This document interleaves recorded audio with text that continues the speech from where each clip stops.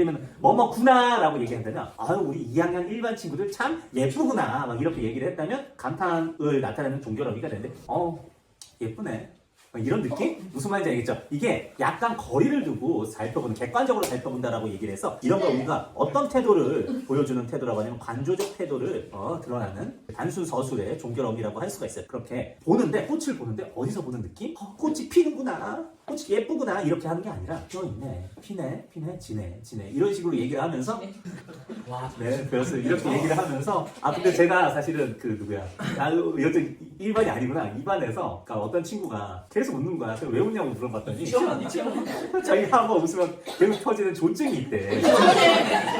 근데 문제는 있잖아, 선생님도 그렇거든. 선생님도 사실 존증이 있단 말이야. 그래가지고 저 친구 쪽으로 계속 눈을 돌릴 수가 없는 거야. 그래서 계속 나 웃으면서 이렇게 했었던 게 기억이 나는데 이 얘기 왜 하는 거야? 청춘다!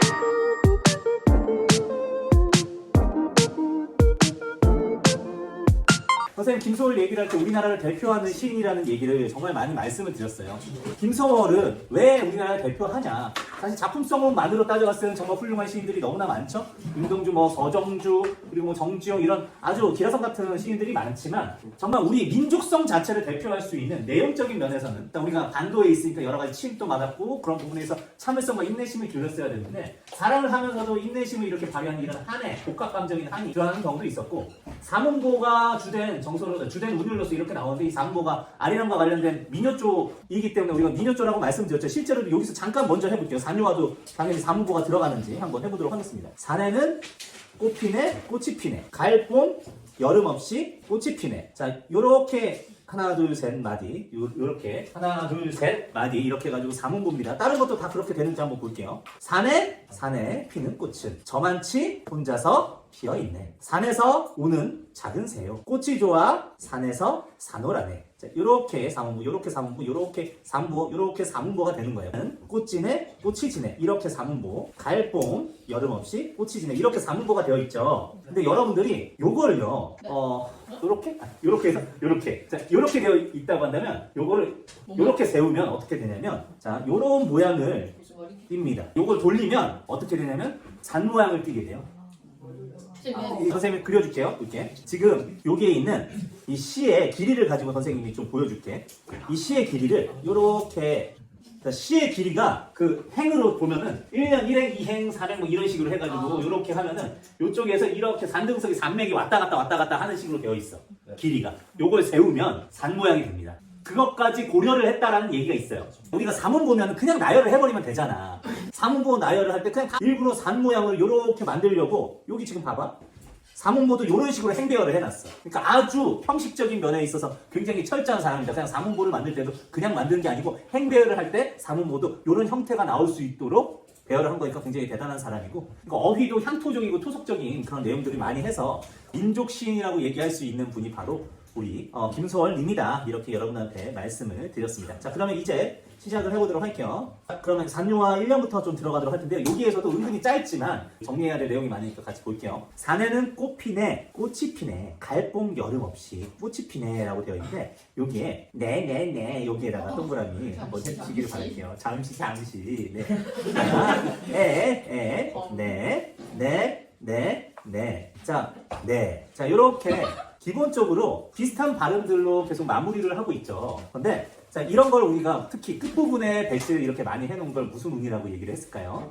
네, 역시 운율적 요소로서 우리가 일단 첫 번째로는 가군이 이렇게 드러나는데 문제는 여기에서 이 가군이 종결어미를 내자로 썼다라는 거야. 이 내라고 하는 거는 그냥 선생님이 이제 사전적으로 이렇게 찾아봤을 때는 단순한 서술을 나타내는 종결어미라고 할 수 있어요. 예를 들면 뭐뭐구나라고 얘기한다면 아유 우리 2학년 일반 친구들 참 예쁘구나 막 이렇게 얘기를 했다면 감탄을 나타내는 종결어미가 되는데 예쁘네. 이런 느낌? 무슨 말인지 알겠죠? 이게 약간 거리를 두고 살펴보는, 객관적으로 살펴본다라고 얘기를 해서 이런 걸 우리가 어떤 태도를 보여주는 태도라고 하냐면 관조적 태도를 드러나는 단순 서술의 종결어미라고 할 수가 있어요. 그렇게 보는데, 꽃을 보는데 어디서 보는 느낌? 꽃이 피는구나, 꽃이 예쁘구나 이렇게 하는 게 아니라 있네, 피네, 지네 이런 식으로 얘기를 하면서 네, 그래서 이렇게 얘기를 하면서 근데 제가 사실은 여튼 1반이 아니구나. 2반에서 그러니까 어떤 친구가 계속 웃는 거야. 그래서 왜 웃냐고 물어봤더니 자기가 한번 웃으면 계속 터지는 존증이 있대. 근데 선생님 있잖아. 선생님도 그렇거든?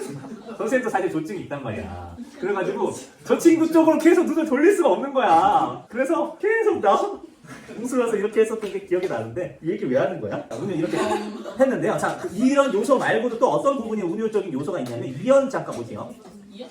사내 이렇게 나와 있잖아. 이렇게 똑같은 시어나 식구를 이렇게 반복하면 당연히 뭐예요? 당연히 운율적인 요소가 될 수밖에 없는 거죠. 근데 선생님이 그 전에 나와 너 대신 우리의 의미가 있다라고 얘기를 하면서 내용과 형식 대신 뭐라고 했죠? 내용 형식 맞아요. 이렇게 붙어가지고 얘기를 한다라는 말씀을 드렸었죠. 이렇게 조사의 벽이 있는 것도 아니고 띄어쓰기 벽이 있는 게 아니고 아예 붙어가지고 형식이 내용에 긴밀하게 기여를 한다라고 했는데 지금 여러분들하고는 첫 번째로는 운율적인 요소를 만나봤고요. 두 번째는 이제 표현적 요소를 만나볼 거고 세 번째는 구조적 요소를 만나볼 거예요. 근데 이것들이 다 내용에 어떻게 기여를 하는지에 초점을 맞춰가지고 여러분들이 공부를 해야 된다는 겁니다. 운율적 요소가 하나 더 요것만 좀 만나볼게요. 갈봄 여름 없이라고 되어 있는데 보통 꽃이 겨울에는 안 핀다고 쳐도 자 꽃은 언제는 피죠? 봄, 여름, 가을 이 정도는 피죠. 근데 우리가 순서상으로 배치를 하면 어떻게 되죠? 봄, 여름, 가을이라고 되어 있는데 지금 여기는 어떻게 되었냐면 가을이 먼저 왔고요. 이 가을조차도 가을이라고 하지 않고 갈 이렇게 줄여줬어요. 이렇게 표현하는 이유가 뭐냐? 좀 더 간결한 느낌을 살려주려고 이렇게 한 거고요. 그리고 여러분들이 여기 보시면은 여기에 있는 이 밑에 있는 애들이 다 뭐냐? 갈봄의 리을, 미음. 자 이렇게 해가지고 리을, 미음은 다 뭐냐면 울림소리예요. 울림소리로 이렇게 마무리를 해주면은 또 경쾌한 느낌을 또 주기 때문에 운율성을 주기 위해서 가을을 갈로 줄이고 이걸 앞으로 당겨가지고 갈봄, 여름 이런 느낌을 줌으로써 시적 허용을 하게 된 거죠. 이 부분까지 여러분들한테 운율적인 요소로서 말씀을 드렸습니다. 자, 운율적인 요소 지금 세 가지가 나왔죠? 자, 이연에서 사내 똑같은 게 반복됐고, 가군이 활용됐고, 그리고 시적 허용인 가을을 갈로 이렇게 줄여가지고, 간결성과 운율성 이걸 둘 다 확보했더라. 이 부분은 여러분들이 생각을 해주시면서 운율적인 요소는 다 만나봤습니다. 이제는 이 표현적인 부분을 좀 같이 보도록 할게요. 자, 산에는 꽃피네. 산유화가 제목이니까 산에 있는 꽃이라는 말이거든요. 산에 있는 꽃인데 당연히 산에는 꽃이 피죠. 근데 갈봄 여름 없이 항상 이렇게 꽃이 펴요. 자, 여러분들 이거 피어나는 거는 생성과 소멸 중에 뭐에 해당하는 거죠? 예, 생성에 해당하는 부분이라고 여러분들이 생각을 해주시면 되겠어요. 여기 1년의 내용을 여러분들하고 같이 잡아보면 여기는 바로 뭐냐면 피는 꽃이라고 했으니까 이거는 존재의 생성을 의미한다. 이렇게 여러분들이 적어주시면 좋겠습니다. 근데 산에 피는 꽃은 이제 여기에서 중요한 게 나오는데 두 가지 수식어가 나와요. 하나는 저만치, 또 하나는 혼자서. 여러분도 최대한 많이 혼자 있었던 시기를 여러분들 한번 생각을 해볼래요? 주입? 코로나 걸렸을 때 그때도 집에 가족이 있었을 거 아니야. 문 닫고 서로. 그걸 정확하게 다 지켰군요. 아주 대단한 친구들일세. 엄마가 절대 나오지 마. 어머니 훌륭하신 분입니다. 얼마나 자녀를 쓰다듬고 싶으셨겠어요. 그렇지만은 그래도 나오지 말라고 이렇게 얘기를 하신 걸 보니 네. 그래요. 그때 어땠어요? 혼자 있었을 때? 슬펐어요. 슬펐죠. 그리고 이제 혼자 있을 때 우리가 많이 느끼는 거를 우리가 뭐라고 하냐면 외로움이라고 얘기를 해요. 근데 아까처럼 이제 격리되어 있을 때 막혀 있으면 더 외로움과 답답함도 가중이 될 텐데 이런 식으로 하면 되게 서럽겠다, 그치? 야, 저만치 떨어져. 가까이 오죠. 저만치 떨어져. 저 어쩔 것 같아. 진짜 혼자기도 혼자인데 아예 거리를 이렇게 거리두기. 거리두기 하고 있죠. 그러니까 이런 느낌으로 생각을 한다면 정말 이 외로움이 배가 되는 아예 쌍으로 배가 되는 이렇게 시어라고도 생각을 할 수가 있겠습니다. 근데 물론 이 저만치라는 거는 첫 번째 저만큼이라고 하는 정도를 나타내면서 거리를 이렇게 의미하는 거일 수도 있고요. 그리고 저만치는 이렇게 할 수 있어요. 저렇게. 그러니까 한마디로 그 꽃이라고 얘기하는 이 꽃이 피어있는 모양, 저런 모양으로 피어있네. 저런 모양으로 혼자서 피어있네. 그러니까 모양이나 상태를 얘기하는 거일 수도 있어요. 그러니까 저만치를 저만큼이라고 한다면 거리가 되는 거고 저렇게 저런 모양으로라고 한다면 모양과 상태가 된다라는 여러 가지 해석이 가능하다라고 하는 거를 하고 싶은데 혼자 피어 있는 꽃인데 이걸 굳이 존재로 얘기를 하자면 모든 존재는 결국에는 혼자 지내야 되는 경우가 있다. 그러니까 존재의 고독감을 이렇게 상기시켜 주는 거고요. 여기에서 여러분들하고 거리를 좀 얘기를 했잖아요. 이 거리가 자 꽃과 꽃 사이의 거리일 수도 있는 거야. 꽃과 꽃 사이. 근데 이런 거일 수도 있고 꽃이 하나가 피어 있는데 화자 이 내가 바라봤을 때 나와의 거리가 쫙 멀리 있다라고 느낄 수도 있고 그래서 이 저만치는 어찌됐건 화자와 꽃과의 거리든 꽃과 꽃 사이의 거리든 결국에는 외로움과 고독을 드러내는 내용이더라. 자 이렇게 2연까지 이렇게 봤는데요. 자 그러면 이제 3년 4연 이제 보도록 할 텐데 드디어 핵심적인 친구가 나오죠. 산에서 우는 작은 새요라고 얘기를 했어요. 새로운 대상이 나왔습니다. 작은 새인데 어떻게 하는 새라고 했어? 우는 새라고 얘기를 했습니다. 당연히 우리가 뭐 지지배배 짹짹 막 이런 식으로 뭐 새 울음소리라고 얘기를 할 수도 있지만 이 우는 거라고 한다는 거는 우리가 슬플 때 하는 이런 울음이라고도 볼 수가 있는 거죠. 근데 사실 이 작은 새가 그냥 우는 걸 가지고 내가 왜 슬픔이라는 감정이 담기는 행위라고 할 수 있는 우는이라고 할 수 있는 이런 수식어로 이렇게 작은 새의 상태를 이렇게 표현을 했을까를 굳이 한번 생각을 해보자고요. 그럼 사실은 누가 슬프기 때문이야? 내가. 누가 울기 때문이야? 내가 울고 내가 슬프기 때문이라고 하는 건데 이렇게 나의 감정을 어떤 특정 대상에게 집어넣어서 나의 감정을 드러내는 거를 여러분들이 많이 배웠죠? 감정 이입이라고 이렇게 얘기를 해요. 근데 여러분들이 이걸 조금 구별해 줬으면 좋겠어요. 감정 이입이 있고요. 또 하나는 객관적 상관물이라고 하는 게 있어요. 자, 그래서 이거 두 개의 개념을 여러분들 확실하게 파악을 해주셨으면 좋겠어서 선생님이 정리를 해드리도록 하겠습니다. 자, 객관적 상관물은 벤 다이어의 그램으로 한번 얘기를 해보자. 이게 객관적 상관물이고요. 이게 감정 이입이라고 생각을 하시면 되겠는데요. 객관적 상관물은 원래는 나하고 별로 상관이 없어. 나하고 직접적으로 관련이 없는 대상인데 그 관련이 없는 대상을 가지고 와서 나의 감정을 간접적으로 드러내는데 사용하는 애예요. 자, 예를 들면 유리왕의 황조가라고 하는 옛날 그 노래 알고 있는지 잘 모르겠는데 이거 상대시가 고전시가라고도 얘기를 하는데 그 황조가에 어떤 내용이 나오냐면 이런 내용이 나와요. 자, 펄펄 나는 저 꾀꼬리 암수 한 쌍 가져간대 외로울사 이내 몸은 위와 함께 돌아갈 거라고 하는 내용인데요. 예전에 그러니까 고구려 같은 경우에는 부족제였어요. 그래서 부족제여가지고 자기가 이제 권력을 이렇게 잘 쥐기 위해서는 지역 유지의 딸하고 결혼을 해가지고 그 지역의 힘도 같이 흡수를 해야 됩니다. 그래서 토속 민족이라고 할 수 있는 화씨라고 하는 사람을 자기 아내로 맞이했는데 문제는 이제 그러니까 외국하고 외교도 하고 충돌도 잦으니까 그걸 극복하기 위해서 또 외국하고도 또 결혼을 했어야 됐단 말이에요. 거기에서 이제 외국 여성을 자기 또 아내로 이렇게 맞이하게 되는데 아마 한나라 공주일 거예요. 이 한나라 공주라고 할 수 있는 그 치씨라고 하는 사람이 이렇게 들어옵니다. 그러면 이제 아내가 몇 명이 되는 거예요? 2명이 되는 거죠. 2명이 되니까 둘이서 계속 투닥투닥 하는 거야. 야, 나는 한나라 공주야. 그럼 네가 한나라 공주지만 나는 첫째 아내인걸? 하면서 막 화씨하고 치씨가 맨날 치고받고 싸우다가 결국에 치씨가 됐어 나 이제 집에 돌아갈 거야 하면서 이렇게 말 타고 한나라로 돌아가 버립니다. 근데 한나라로 돌아가 버리면 어떤 문제가 생길까요? 외교 문제가 생길 수도 있어요. 그러니까 유리왕이 직접 말을 타고 치씨를 쫓아가는데 결국에 붙잡지 못하고 다시 혼자 털레털레 돌아와야 됐어요. 근데 그때 갑자기 꾀꼬리 암수 한 쌍이 서로 아주 다정하게 치치베베 서로 부비부비 하면서 노래를 이렇게 부르고 있는 거야. 근데 그걸 보고 나서 이렇게 부른 거죠. 펄펄하는 적꾀꼬리 암수 한 쌍 다정한데 외로울사 이내 몸은 네 함께 돌아갈 거. 그럼 여러분들 볼게요. 꾀꼬리는 지금 암수 한 쌍이 다정하죠. 그러면은 외로울사 이내 몸은 이 화자라고 할 수 있는 유리왕은 대비가 되죠. 뭐야? 꾀꼬리 암수 한 쌍하고 혼자 터덜터덜 돌아가는 유리왕하고는 서로 감정이 같을까요? 다를까요? 달라요. 다른데도 불구하고 왜 이 얘기를 했냐면 이런 느낌이야.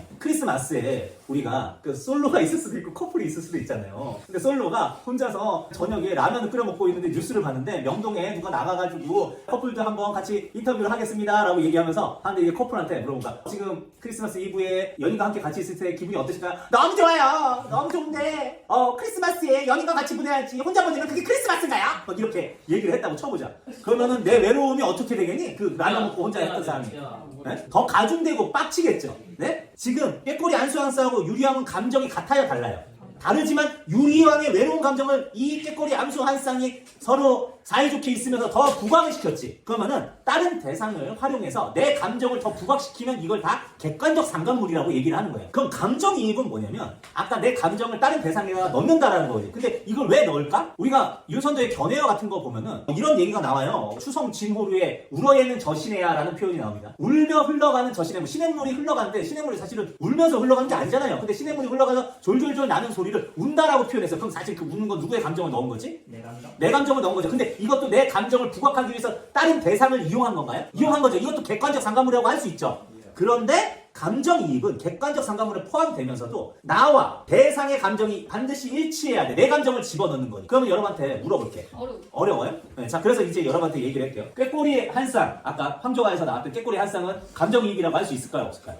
없어요. 왜냐면 감정 일치 여부를 따져서 나랑 감정이 같지 않으면 감정이입은 아니야. 알겠니? 그런데 객관적 상관물이라고는 할 수 있죠. 왜? 나의 외로움, 내 빡침을 더 부각시켜주니까. 그래서 여러분한테 말씀드릴게요. 객관적 상관물은 감정을 부각시키는 대상이면 다 객관적 상관물이 될 수 있어요. 근데 감정이입은 감정이 일치해야 돼. 얘는 반드시 일치할 필요는 없어. 객관적 상관물은. 근데 감정이입은 감정이 일치해야 되지. 자, 산에서 우는 작은 새우라고 얘기를 했습니다. 산에서 우는 작은 새우. 그럼 산에서 우는 작은 새우는 객관적 상관물입니까? 네. 맞죠? 왜? 내 감정을 더 부각시켜주니까. 내 외로운 감정을 부각시켜주니까. 근데 작은 새우, 얘는 감정이입입니까? 감정이입이죠. 왜? 내 감정을 집어넣어서 나랑 감정이 일치가 되니까. 그러니까 객관적 상관물은 나랑 감정이 반대여도 되고 감정이 같아도 돼. 그냥 내 감정만 부각시켜주면 다 객관적 상관물이야. 그래서 객관적 상관물이 더 큰 거고요. 감정이입은 감정일치 여부까지 따져줘야 되는 거예요. 알겠죠? 그래서 누가 더 크다? 객관적 상관물이 더 크다는 거예요. 뒤에 여러분들하고 또 뭐 만날 거냐면 송민국 만나요. 송민국에서 객관적 상관물이 나오기 때문에 선생님이 이 개념을 다시 한번 가르쳐 드린 겁니다. 알겠죠? 네.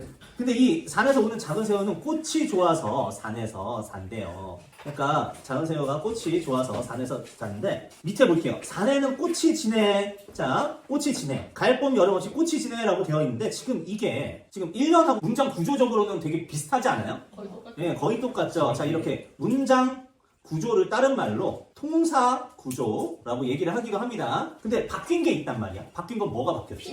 시내가 진해로 바뀌었어. 자, 진해는 당연히 이제 꽃이 떨어지는 거지. 이것도 역시 어떤 이미지가 있다고 생각하실 수 있냐면 하감적 이미지가 있는데, 자, 피내는 생성이라고 한다면 그러면 진해는 뭐가 될까요? 네, 소멸이 됩니다. 산에서 지는 꽃이라고 한다면 이거는 바로 뭐냐면 존재의 소멸, 이렇게 생각을 하시면 되는데요. 1년에 나와 있었던 구조가 4년에서 반복이 될 때 우리가 앞부분과 뒷부분이 서로 쌍응해서 상응해서 대응해서 서로 대응해가지고 이렇게 관련을 맺는다고 해가지고 우리가 이걸 뭐라고 하냐면 수미상관법이라고 얘기를 해요. 서로 대응된다라고 해서 수미상응 혹은 수미쌍응이라고 얘기를 하기도 하는데 지금 수미상관이 사용이 됐어요. 근데 이렇게 수미상관이 사용이 됐을 때 기본적으로는 세 가지 효과를 가지게 되는데요. 일단 첫 번째, 내용이 반복이 될 경우. 반복은 뭘 주죠? 자, 내용을 강조해주는 역할을 하죠. 또 반복은 또 어떤 걸 해주죠? 운율을 형성을 하게 합니다. 그리고 처음에 나왔던 형태가 뒤에서 또 다시 나오면 구조적으로 안정감을 이렇게 준다라고 좋아요. 얘기를 해주는데요. 처음에 나왔던 내용이 나중에 다시 한번 반복해서 나왔을 때 우리와 하여금 이 의미에 대해서 다시 한번 생각을 하게 하면서 깊은 울림을 줄 때가 있어요. 그래서 이런 거를 우리가 여운 형성이라고 얘기를 합니다. 여운 형성까지는 안 보는 사람들도 굉장히 많이 있는데 적어도 여러분들이 여기 나와 있는 이 세 가지 정도는 완벽하게 알고 있어야 되고요. 자, 그래서 똑같은 구조로 하필이면 피내와 진해를 얘기를 했다는 건 뭐냐면